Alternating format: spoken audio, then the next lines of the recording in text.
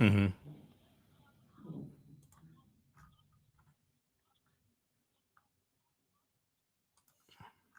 Okay, so you're switching cases, so people understand you're switching cases. We're not talking about the McMichael Bryan trial anymore. You're talking about the Kyle Rittenhouse trial.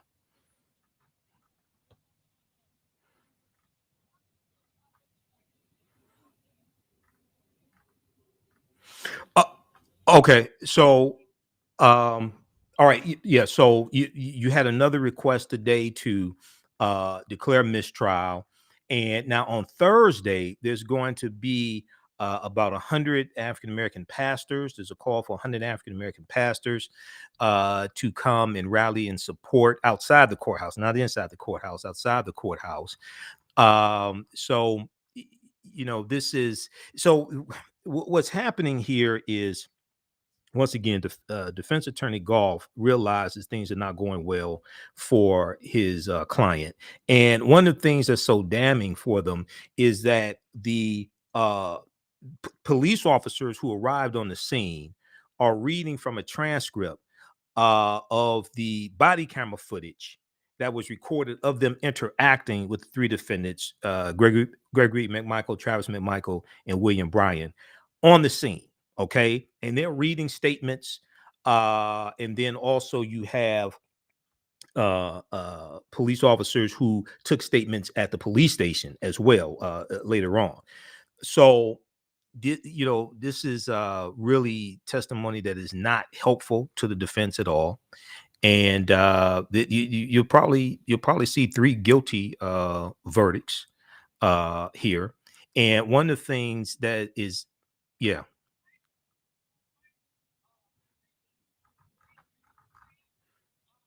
defendants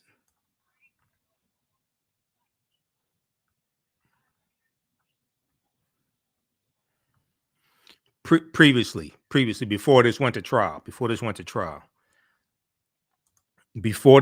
to trial.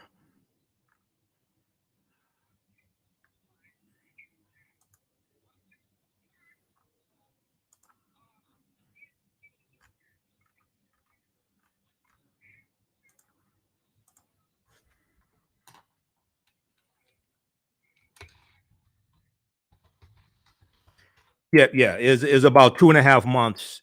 There was about 2.5 months or so after that.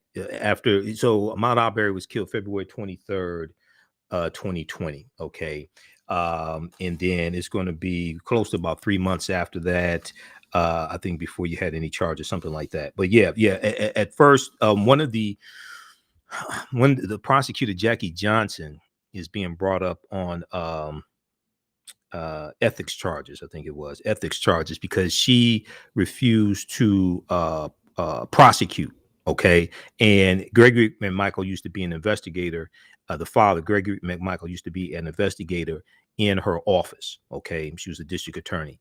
So what you see here is a lot of preferential treatment, but also you see um, also you see a lot of stereotyping. And the other thing that is important to note that because going through looking at this case, I talked about this on my show Sunday night. Um, Last week, Friday, it was either Thursday or Friday, the homeowner of the house on Satilla Drive, Larry English Jr. He testified via video testimony that was recorded a couple months or so ago. And back in October 2019, he called the police because he was watching his security camera and he saw somebody in the he's watching the security camera app on his phone, right? And he saw somebody in the house on Satilla Drive. So he calls and he tells the dispatch that, quote, a colored guy got real curly looking hair, end quote, with tattoos. He describes the person who he sees on the security camera as a colored guy. COLORED. This is October 2019. So I'm sitting here going through all this, and I'm like, okay, colored guy, 1863, fugitive slave law that's turned into a citizen's arrest law. You've got Kevin Goff talking about we don't want any more black pastors, things like this. I'm like, what year is this in these people's heads that this is taking place in? But once again, this is Georgia. Georgia is the state that has the largest Confederate monument anywhere in the country, called Stone Mountain. Okay, so this is a legacy of slavery. So when we talk about repairing the damage of slavery, or what a lot of people call reparations, and a lot of people don't really understand this concept, when we talk about repairing the damage of slavery, is not just monetary damages, is also changing the laws and policies that were put in place that are still inflicting harm upon us today. Luckily, this citizens arrest law was repealed in May 2021 after the death of Ahmaud Arbery, but it's a legacy of slavery and the Civil War.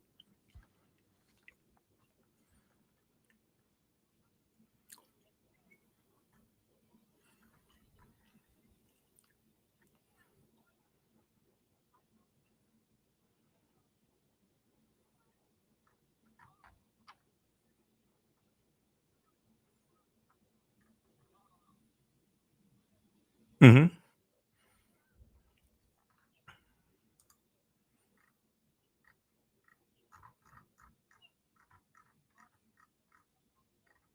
Stacey Abrams, Nsé Ufah, a lot of people on the ground. Mm-hmm. Well, yeah, well, you got to understand the history of Georgia. Once again, Georgia is a former Confederate state. And yeah, I mean, if you ever been through, I've been to Stone Mountain. You ever been to Stone Mountain in Georgia? You ever been to the top of Stone Mountain? You been to the top of Stone Mountain? You took the cable car up? Okay, I climbed to the I climbed to the top of Stone Mountain. Did you go into the souvenir shop?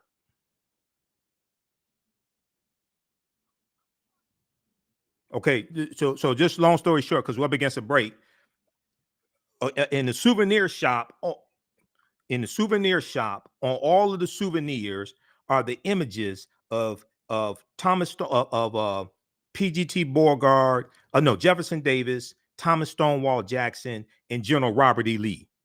Okay, all traitors to the Union, all former slave owners who took up arms against the Union, and they all fought for the Confederacy. Okay, we'll deal with this on the other side of the break.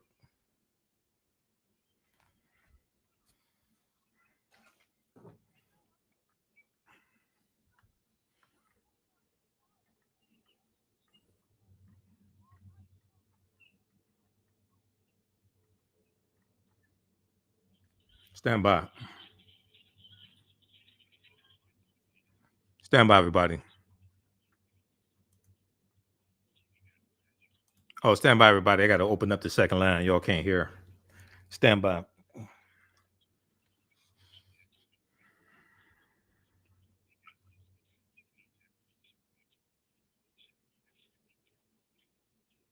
I have to open up the second line so you can hear. Okay, you can hear. How's everybody doing?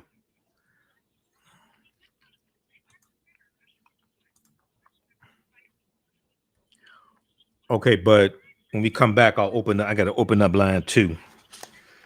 I'll be back on at 11 p.m. for my show. Stand by, everybody. Stand by. We'll be back at 11 p.m. for my show. The African History Network show. At 11 p.m. How's everybody doing? On Brenda Hill's show on 9:10 a.m. Superstation WFDF right now. Stand by. I forgot to open up line 2 because usually I don't do interviews on other people's shows. I'll be back on Roland Martin Unfiltered this Friday. As a panelist, I was on last Friday. Okay, we got Derek, but we're on commercial break, guys. Back from commercial break in 2 minutes. Stand by. Yeah, I'm here. I want to have some callers let me know that they wanted to talk about a couple of the things that you spoke about the last time you were here. So the last 15 minutes, we'll go over that stuff again. Okay. But I want to talk about the Rittenhouse case right now. Okay. Well, today in the Rittenhouse murder trial, we heard closing arguments. The case has gone to the jury. Now, a couple of things happened, and I was following it some today. I was watching the Black News Channel following the McMichael Bryan murder trial, and then also following this one some. So you had the judge today, controversial judge, who threw out the misdemeanor gun charge, okay, which is still um, this judge has helped Rittenhouse a lot, okay. But it was a misdemeanor gun charge because the gun was purchased when he was 17 years old, and there's some dispute over looking at the reporting here from NBC News, the misdemeanor gun charge punishable by up to 9 months in jail was considered one of the prosecution's stronger counts. No one disputes that Rittenhouse was 17 years old when he walked the streets of Kenosha armed with the Smith & Wesson M&P 15 rifle, part of a but Judge Schroeder cited an exception in the law dealing with hunting, the age of the defendant and the length of the barrel for dismissing the count. Okay, but see, now, early before the trial started, his defense team floated the idea that he was there in Kenosha with the AR-15 rifle to hunt. The prosecution said, okay, if that's your argument, show us a valid hunting license, because you need a hunting license to hunt. Okay, show us a valid hunting license. So then it kind of died down. Now Danny Savalas, legal analyst for NBC News, said, quote, the reason observers correctly believed the misdemeanor gun charge was a slam dunk is because it's not disputed that Kyle Rittenhouse was under 17 years old, that he possessed a gun, end quote. He went on to say, quote, but the criminal statute itself is more complicated than that. For this statute to apply, the defendant had to also violate a hunting regulation that only applied to people under 16 years old. The defense discovered what was essentially an error, mistake, error in the legislation, that Kyle Rittenhouse cannot violate a law that only applies to someone under 16 years old, end quote. So now the people should read this, because I do a lot of research daily. This name of this article is Kyle Rittenhouse jurors to begin deliberations Tuesday. This is from NBCnews.com. So proper documentation ends our conversation. You don't have to believe me. You can go read this yourself and research this yourself. Okay, so it appears that there's an error in that state law, okay, which is helping Rittenhouse out. But we know that I think if he had been black, I don't think he would have gotten all these breaks. Okay. And when he broke down crying on the witness stand last week, that we know that was fake. We know that was fake. There was one tear that came down. Say it again. He never shed a tear. There was one tear. There was one. I saw a close up. There was one tear. That was it. We know that was fake. Okay. And one of the things that I've been watching a lot of legal analysis of this, he hasn't broken down crying during the whole trial. It just part of the time on the witness stand. Then they took a recess. He came back and he was perfectly fine. So that was. I mean, that was he was acting. Okay. So we'll see if the jury actually buys that. But today the prosecution had a strong closing also. Two things real quick, Michael. Mm-hmm. So he killed white people. He shot white people. He stated on camera he was there to protect property. Mm-hmm. His mother, who is a member of the militia and the white nationalists, she's usually dressed in camouflage, holding some type of assault rifle as well. Dropped her 17-year-old son off in the middle of one of the biggest uprisings in this country ever, and let him loose. And the people around him, while he's walking with an illegal weapon, don't have the right to protect themselves, be afraid. Isn't that usually the way they talk about black people and fighting back? That's what happened in Florida with Trayvon Martin. Well, historically, in a lot of race riots that have taken place, things like this, oftentimes the white media will blame African Americans for the race riot. This is what happened in Tulsa, Oklahoma, with the Tulsa Race Massacre, June 21st, 1921. This is what happened with a lot of other race massacres. African Americans will get blamed for, they say we incited the riot or what have you. This case here, now, one thing the prosecution brought out today is that, okay, out of all this that was going on, the only people who shot somebody was Kyle Rittenhouse. Out of all this was going on, all this chaos, the only person that shot somebody was Kyle Rittenhouse. In closing arguments, Assistant District Attorney Thomas Benger challenged Rittenhouse's claim of self-defense in gunning down Anthony Hubbard, 26 years old, and Joseph Rosenbaum, 36. He said, quote, "They enjoy the thrill of going around and telling people what to do without the or honor to back it up and without the legal authority to do so," end quote. But one of the things he was saying in the closing arguments is that when Rittenhouse raised his weapon, it posed a threat, and it was he was saying you can't be the aggressor and then claim self-defense.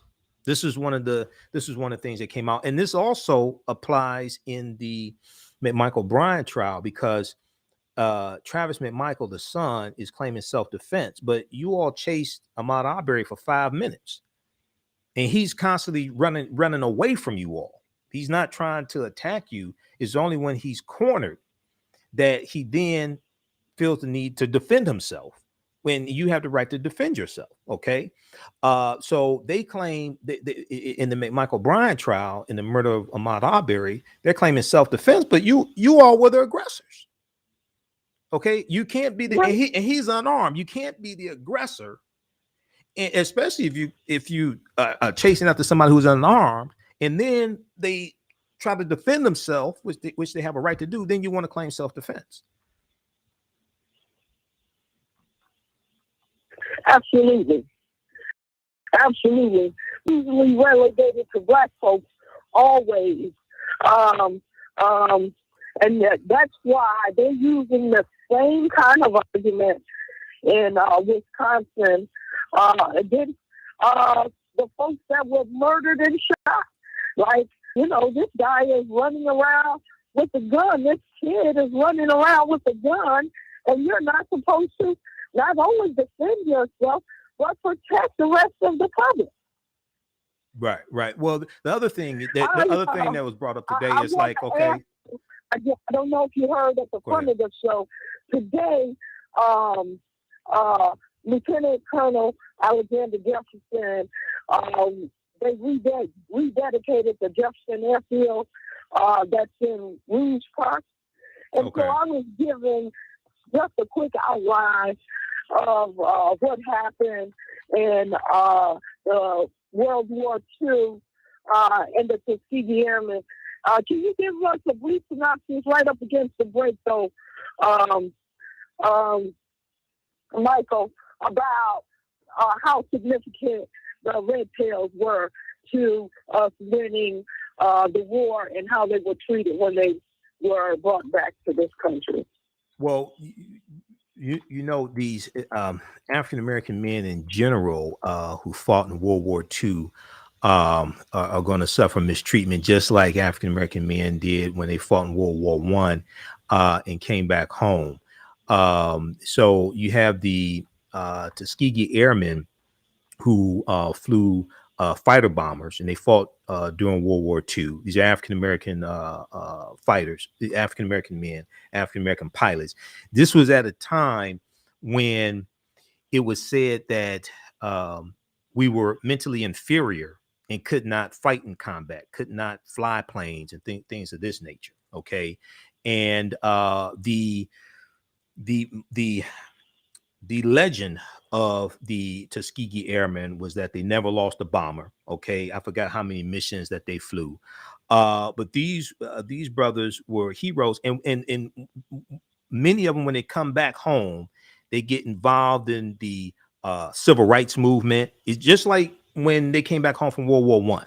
Okay, you had the Harlem Hellfighters, who was a regiment of African American men in the army during World War One. But when they came back home for World War One, you had what was known as race men, and they were called the New Negro. And this was a new mentality. And these were African American men who came back home and said, "We want all of our rights now. Okay, we want first class citizenship now. We fought for the freedom of this country. We died for this country. We're not going to deal with segregation anymore." This is the same thing that happened after World War II, the Tuskegee Airmen, but also the African American men and women, because you had a regiment of women who were delivering mail and sorting mail. Okay, also we'll talk about this on the other side of the break.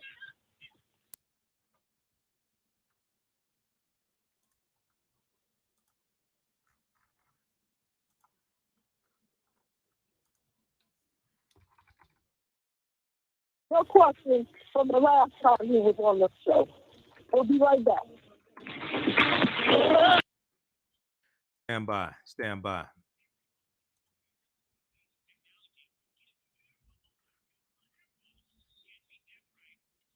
Stand by, everybody.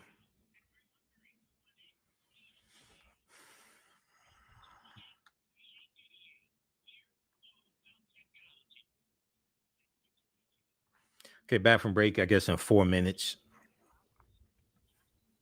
Now, my show will be on 11 p.m. tonight. So I'm on Brenda's show until this is the last segment on Brenda's show. I'm on her show until 10:45 p.m. then I have to get ready for my show.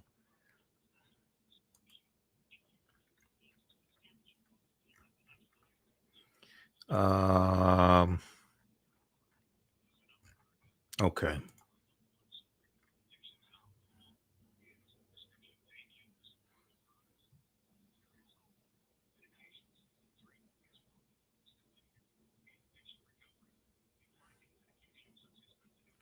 Back from break in, I guess, 3 minutes.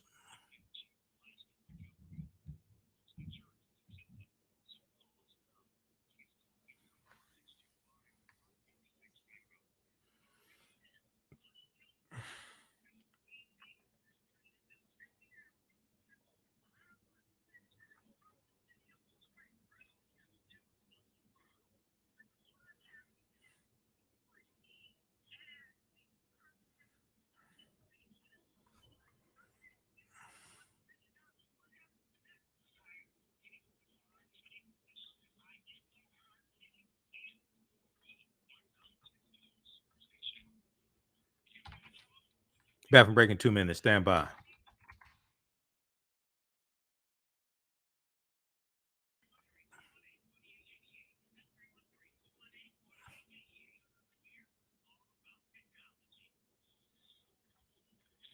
The Superstation, Detroit's only African American talk radio.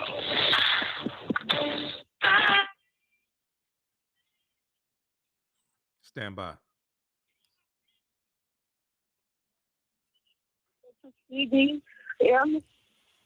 Oh, no, just very quickly. So we know that former Mayor Coleman Alexander Young was a member of the Tuskegee Airmen. Now, I don't think he ever flew. He was trained, with the Tuskegee Airmen. Say again? Yes, he did not. He did not fly. Right. Exactly. Because in researching him before, he never flew, but he was trained. He was a Tuskegee Airman also. So there's a long history of African Americans serving in the military, going back to the American Revolutionary War, the mistreatment after they come back home.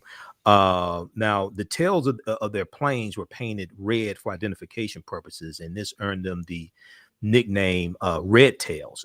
We know there was a movie directed by George Lucas a few years back called Red Tails that was about the Tuskegee Airmen. Okay. And one of the things that's important now, there's legislation that was just introduced last week, I think it was. When these brothers come back home and sisters, when they come back home, we know the GI Bill of 1944-45, which was part of the New Deal. We know the GI Bill changed the landscape of education in this country, who got to go to college. And the GI Bill gave low interest loans to go to school, go to college or trade school, buy homes, and start businesses. African American servicemen, African American veterans are going to be heavily discriminated against from being able to take advantage of these benefits that they actually earned. Okay.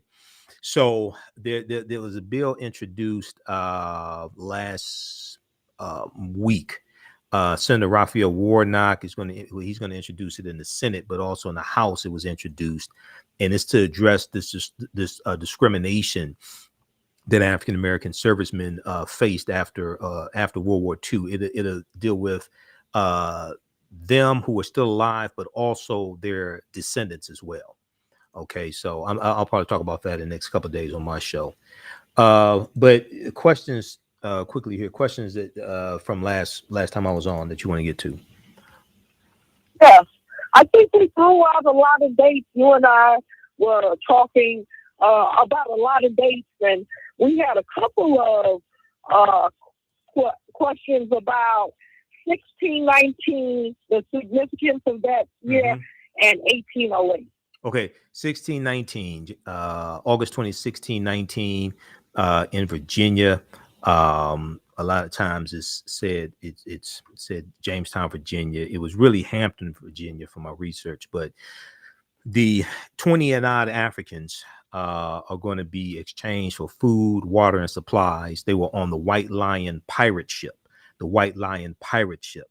At this time in the 13 colonies, in the 13 British colonies, you don't have slavery in the 13 British colonies. And there are no codified slave laws in the 13 British colonies. The first of the 13 British colonies that become the United States, the first one to have codified slave laws is going to be Massachusetts in 1641. So what happened was there was a Portuguese slave ship called the San Juan Batista that picked up about 350 Africans in Angola. That Portuguese slave ship is going to be hijacked by English pirates around Veracruz, Mexico. You're going to have about 50 Africans put on two English pirate ships, the White Lion, Lion, the White Lion, and the Treasurer. The White Lion and Treasurer come into Virginia in August 1619, and you're going to have 20 and odd Africans exchange for food, water, supplies. So people look at this as the quote unquote the first slaves, African slaves in the 13 British colonies. Now we know that's not the first African people in this land that we call the United States of America. So people that listen to the African History Network show, you've heard me interview Dr. David Imhotep many times. He wrote the book, The First Americans Were Africans, Documented Evidence, and deals with the African presence in this land and in the Americas, North, Central, and South America, going back at least 51,700 years ago. And these were the Khoisan. The Khoisan come from Southern Africa. They're the ancestors to the Ainu and the Twa. The Twa are pejoratively or derisively called pygmies by European anthropologists and things like this. And we know the Khoisan, the short-statured Africans, they go all around the world, and they're here in this land.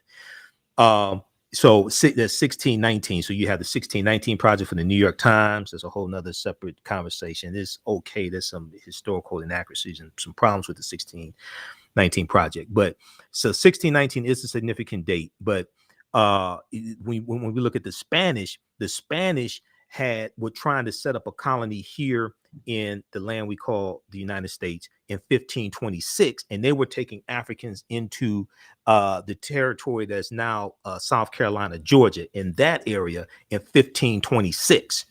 Those Africans there's going to be an uprising. They're going to overthrow their oppressors after about 3 weeks or so. Now that's 93 years before Virginia in 1619. In 1513, Juan Ponce de Leon, the Spanish conquistador, comes into Florida. He has an African with him named Juan Garrido. Juan Garrido was born in West Africa about 1480, and Juan Garrido is looked at as the first person of African descent that we know of by name in this land, even though Africans were here going back tens of thousands of years ago. Now, 1808 is significant because the U.S. Congress outlaws the international transatlantic slave trade March 2nd, 1807. It goes into effect January 1st, 1808. The international transatlantic slave trade deals with bringing Africans into this country to enslave them. That was outlawed. The U.S. Congress outlawed that 1807. You can go to history.com, official website of the History Channel. You can just search for international slave trade outlaw. The reason why it's outlawed in 1808 is based upon Article 1, Section 9, Clause 1 of the U.S. Constitution, which was, we know, the Philadelphia Convention, 1787. They're debating the U.S. Constitution, and they were debating outlawing the international transatlantic slave trade at the Philadelphia Convention, and 12 colonies agreed to abolish it except for South Carolina. 5 states had already abolished slavery by 1787. All the states didn't get rid of slavery at the same time. Vermont, July 2nd, 1777 was the first state to abolish slavery. You're going to have others that either abolish it altogether, where they don't have slavery at all, or they abolish the international transatlantic slave trade, which means bringing Africans into this country, but you still have slavery. So you have Massachusetts that abolishes it. You have Pennsylvania. That's by 1787. Okay. So because they couldn't come to a unanimous agreement at the Philadelphia Convention to abolish the international transatlantic slave trade, they put a clause in the U.S. Constitution, Article 1, Section 9, Clause 1 of the U.S. Constitution, that said that the earliest that the international transatlantic slave trade could be abolished would be 1808. And that's when it went into effect. So all the Africans that were brought to this country from January 1st, 1808, through July of 1860, when the Clotilda comes into Alabama, that's illegal based upon federal law, which gives you the foundation of a legal argument for repairing the damage of slavery reparations, because it was illegal for those Africans to be brought to the country in the first place. And one of the strongest pieces of evidence for this to support your argument is the 1841 U.S. Supreme Court case of the Amistad slave ship. Now, we all saw the movie Amistad, I think it came out 1997, 1995. We all saw that movie, Joseph Q, Give Us Free. But a lot of people don't understand what they were watching in the movie. The abolitionists, that slave ship comes in and is captured by the U.S. government. They go to court to win their freedom. If you go to archives.gov is the U.S. National Archives. Search for the Amistad slave ship. They have some of the original court documents at archives.gov. The U.S. Supreme Court ruled, 1, it was illegal for that slave ship to come into U.S. waters because the international transatlantic slave trade had been abolished. 2, they ruled that those Africans were never slaves. 3, they ruled that they had the right to take up arms to fight for their freedom because there was a mutiny on the Amistad slave ship. This is a landmark U.S. Supreme Court case of 1841. Okay, so 1619 is significant. 1808 is significant. 1526 is significant. 1513, when Juan Ponce de Leon comes into Florida, is significant with Juan Garrido, but also 51,700 years ago is significant as well. So we have to understand a chronology of history. That's why I didn't interrupt you, so that people could understand why those dates and other dates are significant. All right, we're almost up to a break, and you have to go. So explain the 13th Amendment, why it did not outlaw slavery, and when was slavery outlawed? well, the 13th Amendment was ratified December 6, 1865, when Georgia ratified the 13th Amendment. 13th Amendment ends chattel slavery. Okay. The Emancipation Proclamation of January 1st, 1863. The Emancipation Proclamation did not outlaw slavery. No, the Emancipation Proclamation did not outlaw slavery. People should go to loc.gov, Library of Congress website, or archives.gov, National Archives, and read the Emancipation Proclamation. Very quickly, it stated that slaves in the states in rebellion in the Confederacy were free, but slaves in the border states of Maryland, Missouri, Kentucky, and Delaware, they were still slaves. The Union, the Confederacy separates from the Union. They secede from the Union. Therefore, the Union has no authority over the Confederacy, so they can't write laws to tell the Confederacy to do anything. Okay, so when you actually read the Emancipation Proclamation, it has all these exceptions to where it does not apply. Okay, so what legally ends chattel slavery is going to be the 13th Amendment, which was ratified December 6, 1865. I know we're out of time. Visit my website, AfricanHistoryNetwork.com. AfricanHistoryNetwork.com. I teach online classes on Saturdays and Sundays. You can join us from around the world. My radio show is right here on 910 a.m. Superstation WFDF, Monday through Friday, 11 p.m. to midnight. Sundays, 9 p.m. to 11 p.m. Eastern Standard Time. We have the information at my website, AfricanHistoryNetwork.com. And then download the iHeartRadio app, because we have our own page there for the African History Network. They have about 300 of my podcasts there also. All right, I'll be on 11 p.m. Yes. All right. All right, Brenda, thanks. Right. And follow me on Facebook, The African History Network on Facebook, The African History Network on Facebook. Follow me there. Okay, take care, Brenda. Thanks. Okay. Okay, I got to run. All right, if you don't like this type of information, also, you can support the African History Network, $, the AHN Show through Cash App, $, the AHN Show through Cash App. Also through PayPal, paypal.me/the AHN Show. I have to get ready for my show. That's here in a few minutes. Okay. And then be sure to visit our website, AfricanHistoryNetwork.com. You can register for the online courses that I teach on Saturdays and Sundays. On Saturdays, it's from the Civil War to the Civil Rights Movement and Black Power, 1865 to 1968. And then on Sunday, it's ancient Kemet, the Moors, and the Maafa, understanding the transatlantic slave trade, what they didn't teach you in school. So classes will be this weekend also. I have to update the website. Okay, so classes on sale from the Civil War to the Civil Rights Movement of Black Power. That's actually on sale, $50. It's a 10-week online course. We do the sessions live. All the sessions are recorded. You can go back and watch it anytime. Okay, even after the 10-week online course is over with, you still have access to the full class. Okay, and I get deep into all this type of information. All right. So that's at, do we have, let me see, I have that tag here. Yeah, that's at AfricanHistoryNetwork.com. All right, we have to get out of here. We'll be back at 11 p.m. for my show. Right now, it's correct wrong behaviors, not always here we win. We'll talk to you shortly. Peace.